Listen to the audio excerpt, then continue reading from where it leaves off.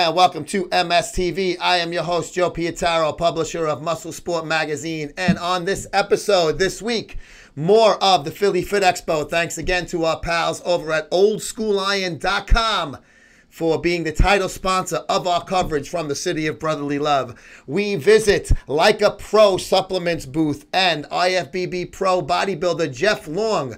Good guy from Jersey, so he's an East Coast guy like myself. And he tells it like it is. He has balls, man, and that's what we like here at Muscle Sport TV. We like to have guests that have balls on them and shows that have balls on them. And speaking of what else is going to be on this program, we are going to see more of Officer Ashley Smith. We will also be showing you some more of the balance guru and Dina, Burley, the most amazing ass of all time, and of course, another masterpiece by Chris Brah. So stay right where you are. We'll be right back after this quick break with Jeff Long. Wrestle.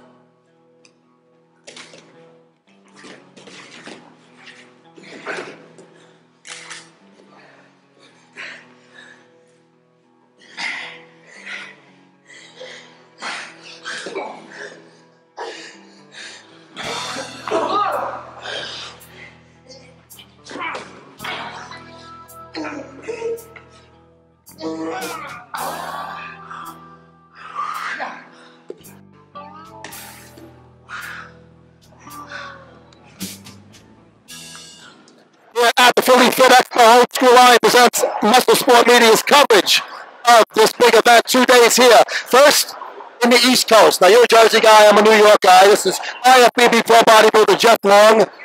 It's nice having been able to drive to an expo, right, instead of having to hoof it on an airplane. Absolutely, and it's a lot cheaper, too. Absolutely. LikeAProSupplements.com. Now, this supplement company is yours, your own. It started a few years ago, and I do follow you on Instagram, and it's been growing. What year did you first start it? We launched the company in mid-2016, so we're in our second full company right now. And right now, it's been going good for you. We were just talking before we started filming this. As far as your competition goes, how are you looking towards that, or are you going to concentrate on the company now? Right now, it's 100% business for me. Competing, I would say I'm probably 80% done competing. You know, I can't say 100% because that door is always there when I train. Like, for example, when I'm in the gym and I'm training or I'm doing my cardio, I get the fever with the stage. You know, I can compete again, look at the show schedule, but then when I go home, you know, I pick up my son, you know, I play with my kid, and then I'm doing stuff with the company. Competing just goes away, you know, and I feel like if I was meant to go back on stage, it wouldn't do that. I would still be driven to the stage and not the company, my kid, you know, my wife, my family, etc. So will I be on stage again? I highly doubt it. You know, I just turned 34 a couple months ago, you know, so I'm still young in the industry to compete, but I got a clean bill of health, and you know what? I really don't want to fuck it up. Dude, that makes such fucking sense, and you look a lot like Jay Cutler, just visually, right? And he is, to me, the smartest guy in this industry. He got his fucking Sandows, and now he's healthy, he looks fantastic, and he's a great businessman. So it seems almost like you're following in those footsteps. You made your bones in the business, but now you're doing something still connected to it, healthier and making money, and like you said, you're looking at your family's sake of it. Exactly, and the way I look at it is this. I don't have an Olympian title, you know. I turned pro. The goal from a little kid was be like Arnold, turn professional, be in the magazines. You know what? I turned professional. I did it on the East Coast. I didn't move to California like my dad wanted me to. I did it on the East Coast. I turned pro. You know, I won the prestigious highest national show there is.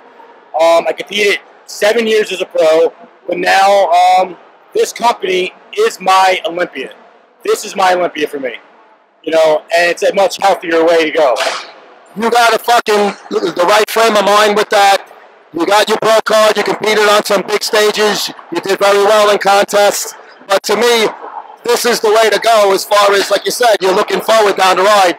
You got one on the way, you got a little one at home, so bigger things, as a fellow parent, bigger things, mean something down the road. But my favorite thing about it is your balls, you tell it like it is, and that's why as soon as I started seeing some things from you, it hit my attention right away. I said, this is a guy that sees shit the way I do. It's very odd and very, rare in this industry, right? It is. It's really rare. I said, you have to look at it like this. It's like, for me, I don't like having a boss. I don't like being told what to do. And in this industry, majority of people, 98% of them, they're sponsored by this company, that company, and they want to basically kiss a lot of ass with every single judge in hopes to get if I talk to this judge, that judge, I do this, do that, train at this guy's gym, I'm going to get a better placing. And for me, I hate that, because if I did that and I won, I didn't win.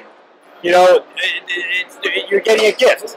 You didn't earn it. And for me, I want to earn everything I have. And it's how I base this company. It's how I base everything I do in life. I can totally agree with you. It's nice being your own boss. I fucking love it. I don't have to suck anybody's fucking dick to do it. I do my fucking job, and if I that day I feel like doing, half a job, I do half the job. But you have definitely done things right. IFBB Pro Bodybuilder Jeff Long, LikeAProSupplements.com, live from the Philly Foot Expo.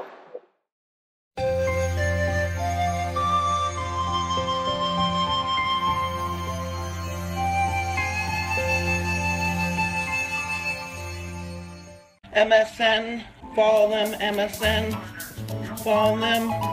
Jason Genova, the Piss Lord. Yes. We came down to the Fit Expo. Fort Lauderdale. Yeah. I had over 30 people notice me, 30, 40 at least. And we've only been here a little while. Yeah. You are an entrepreneur. Entrepreneur, right? You find different ways to earn money, and you capitalize on it, which is great. Yeah. I have a deal for you fans. $1,000 shout outs every single day for the rest of my life until I'm dead. You didn't realize that your buddy Christian Duque, the Who's Who of Bible, was the one interviewing you at the Ruby at that time. I'm kind of mad about that, actually. He's trying to capitalize because of my following. He knows it. I got 50,000 plus subscribers. How's his following? 10, 15,000. And check out their sickening, pissing magazines.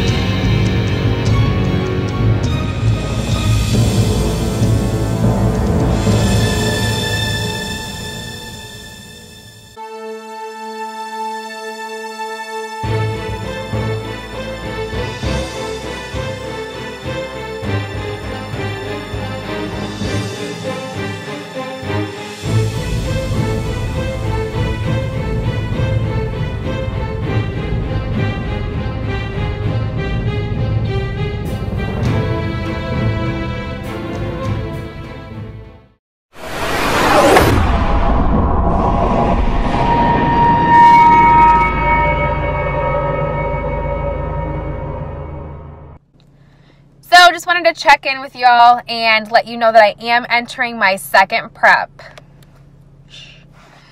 You guys are the first to find out. I have not told anyone. I've been very discreet about it, but I am starting my second prep for this up-and-coming summer season. This prep has been very different because I'm going from one prep back to back to another prep. I only had a couple months off. So the difference is I tried to feed my body a lot more carbs while I was in off season so I could build some muscle. I was having a little bit of trouble building muscle, but adding those carbs in there. I did gain about a healthy 15 pounds in between the two seasons to get that muscle up. And that was mostly from eating the excess amount of carbs that I had, balanced with protein. All very healthy, all very great process. Some people only gain about 10 to 12 pounds. I did gain a healthy 15, and that was good for my body because I definitely needed that rest because I was doing such quick back-to-back preps. I did make huge booty gains, if you haven't noticed. Very excited about that. Great hamstring gains. Really, from here on out, it's about shaping my body and the different parts that I need to work on. And that's how my workouts have been tailored to, or the areas that I needed to work on. I took all of the judges' feedbacks and basically made a diet and a program that was shaped literally around the areas that they told me that I needed to work on. So I did that, and I think I'm coming with a great package. I just have to make sure that I slim down enough so I can present it properly to the judges. I'm also going to have a little bit of a different, I want to call it a catwalk. I created my own, put a little sass to it, kind of really put my own trademark onto it, which I'm really looking forward to people seeing this year. Obviously, my first year around, a little bit rusty. Don't know what I'm doing, kind of just flying by the seat of my bikini pant. But this year, it's a lot more structured. I have a little bit more sass in certain areas that I didn't have anything before, and I changed it up a little bit, so that's pretty exciting. The only thing that's different really about this prep, like I told you, is I added in carbs. I didn't have many carbs last prep. So when we go into competition day, we're going to be changing that up a little bit meal-wise from what I did last season. Hopefully we can get a little bit more pop to my body rather than it being so hard and rigid. If y'all don't know, the real difference between class groups is how lean and how hard your body appears to be. If you're too lean and too hard, they're going to want you to bump up classes. Bikini's supposed to be nice and soft with a tiny bit of curves, a little bit of abs, and it's all about muscle proportion. It's not about seeing any of these cuts. They want to see a little bit of cuts, but not many. So that was something that I needed to get over because I was used to lifting like a physique competitor, and that was my own fault. I didn't know. Again, it was very clueless going into the first prep. So this prep, I just made sure that I was morphing my body to those type of bikini competitor workouts, and I think I did a great job. I think I brought it well. You guys will all be hopefully pleasantly surprised. You know that I post a little bit about my body, but most of the time I'm really covered up. I have my pants on, I have my hoodie on. It's just how I roll. I don't want anyone to see me before. I want them to just see me as I come in and be wowed by it. I don't want anyone to make any comments ahead of time. You know, I don't want my competition to see me ahead of time. And really, I don't want the people that I'm competing with to see me ahead of time because this is my body and I'm competing against myself. And I try not to look at anyone else either. But this is my prep, this is my journey, and this is my competition, and I'm competing against no one but myself. So that's kind of why I've decided to always stay clothed up. But I'm just really excited, and we're going to be entering a bunch of new competitions that I've never entered into before, and I'm still going to be doing OCB Nationals and NPC Nationals. OCB is your natural show, NPC is non-natural, but I obviously am a natural competitor. So again, everything that I've built and what this body looks like is all natural. I did it on my own. It's hard work. It's a hustle. So I hope you all are proud of me. Stay tuned. It will be happening pretty soon when show season starts. So definitely stay tuned. And I'm super, super looking forward to y'all's reaction. Thank you guys for your love and support. I love you very much. And thanks for tuning in. This is Officer Ashley Smith. You can follow me on Instagram at Officer Ashley Smith, on Facebook at Officer Ashley Smith, as well as my website, www.officerashleysmith.com. Snap is OFC Ashley Smith, and Twitter is OFC Ashley Smith. Thanks, guys. Hey, this is Kat Secor, IFBB Pro and Super League Pro, and you're watching Muscle Sport TV.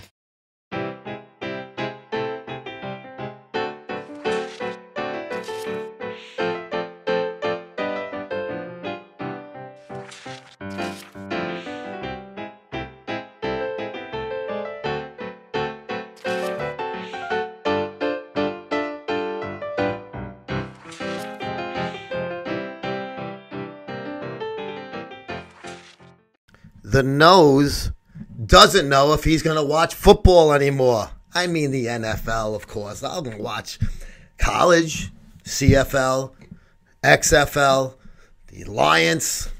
But, you know, from last year, the whole fuck the NFL. We even did a cover feature dedicated to our stance, media boycott, blackout, whatever you want to call it, because of the national anthem situation.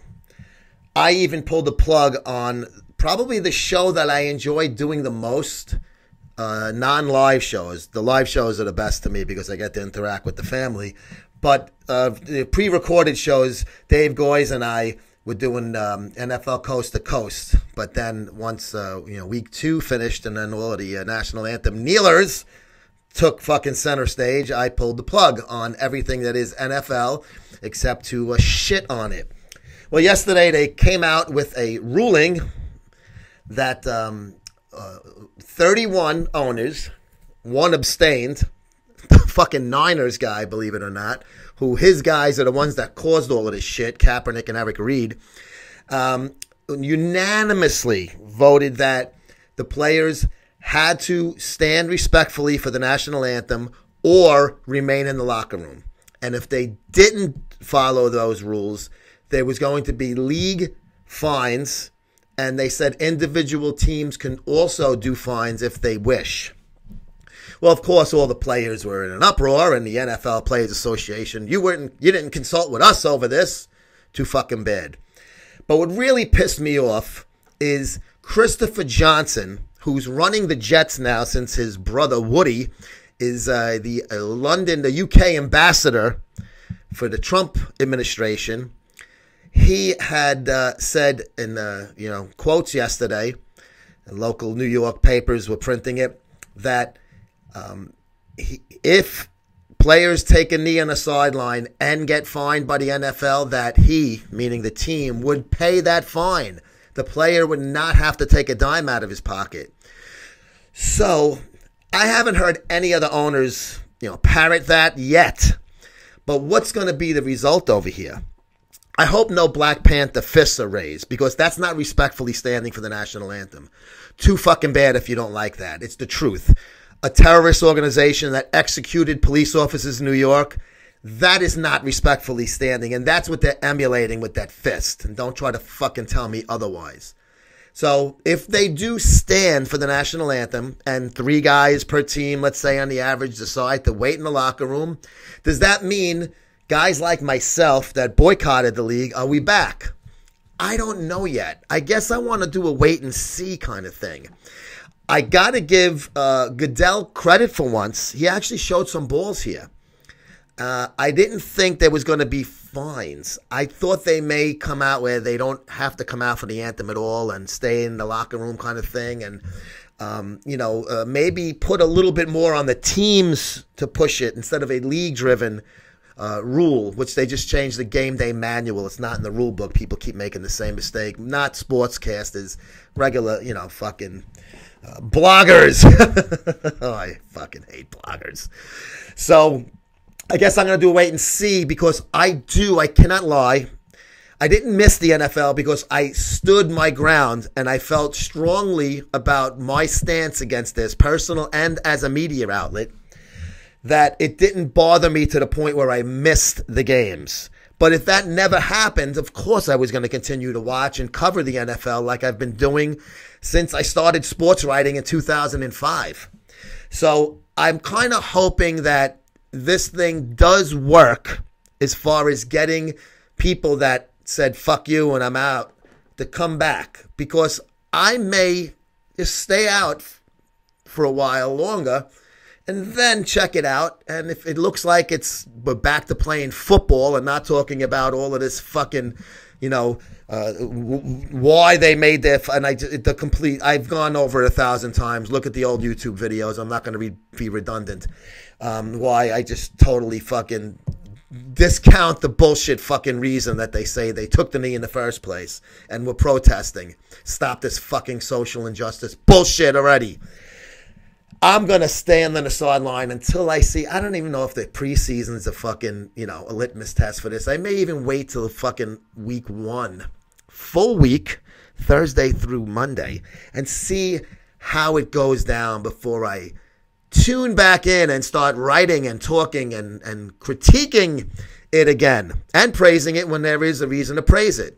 Very disappointed in Christopher Johnson of the Jets to do that, to say, because he's basically giving his players the fucking, a get out of jail free card. They can do whatever the fuck they want. Now they can take a knee, they can hold their balls, hold their fists, whatever the fuck they want to do. And they're not going to, they're not going to have to pay anything. Not that they gave a shit anyway, because, these guys, most of them make pretty good money, and I don't think the league fines are going to be like fucking $2 million. It'll probably be like $5 or $10 grand, which 90% of the league can handle, except maybe your fringe guys, your last fucking 5 on your 53-man roster, and your fucking practice squad. Other than that, 5-10 grand doesn't really matter to them as it does to fucking regular guys like me and you watching this, So the nose doesn't know, but he knows that he's not jumping back in just yet when it comes to pulling the fucking boycott that he and we as an MSM family have on the NFL.